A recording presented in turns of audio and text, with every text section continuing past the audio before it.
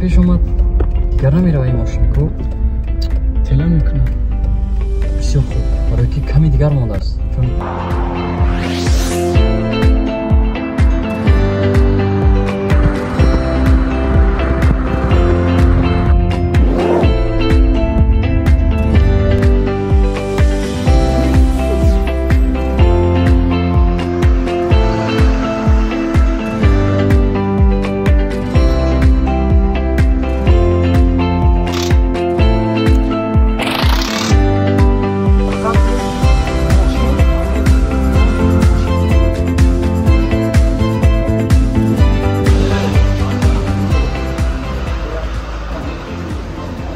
دوستان عزیز طوری که می‌بینید ماشین ما در حالت خوب قرار دارد.